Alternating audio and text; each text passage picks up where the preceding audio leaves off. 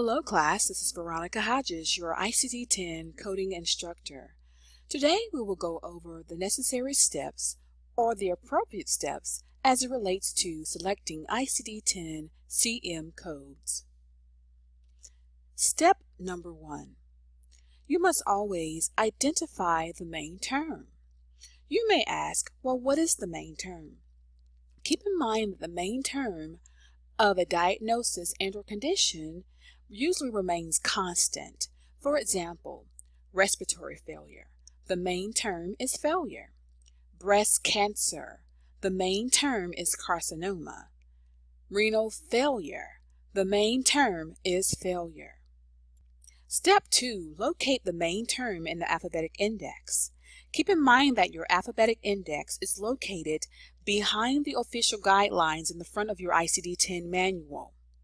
I want you to understand that subterms can modify a code selection, so it's very important that you read the subterms like acute. Also, if there are any cross-referencing notes, make sure you read those as well in the alphabetic index. So, we've identified the main term, which is failure. We also know that we are looking for acute respiratory failure. So first, let's find failure. Let's look for respiratory and the subterm acute. So again, we found failure under respiratory and then under respiratory acute. According to the alphabetic index, the code is J96.00. We will not stop here. You should never stop here. You always need to go to step 3 and reference the code in the tabular list. The tabular list is located in the back of your ICD-10 manual. Make sure you tab this area. It helps you maneuver through the area faster, the tabular list faster. So if you go to the tabular list and look under the J's, you will find J96 respiratory failure.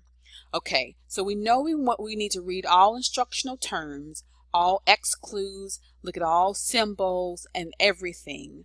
Read all instructional terms and code to the highest specificity.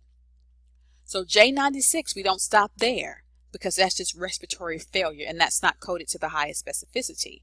We want acute respiratory failure. Well, we don't stop here either. A lot of times you may see a red dot, you may see a plus sign. This indicates that you cannot code this code, and there is another digit or digits that must be added to code this to the highest specificity. So let's look at J96.00, the same code we found in the alphabetic index. It states acute respiratory failure, unspecified, whether with hypoxia or hypercapnia. So the question did not state that the patient had hypercapnia or hypoxia, so J96.00 is correct.